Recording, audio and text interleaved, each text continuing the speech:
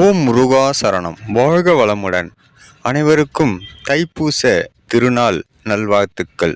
அப்பன் முருகனருளால் சகல செல்வங்களும் பெற்றிட இந்த நாள் சிறந்த நாளாக எல்லோருக்கும் அமையட்டும். இன்று ஆறுமுக கவசம் இசை வெளியீட்டு விழா.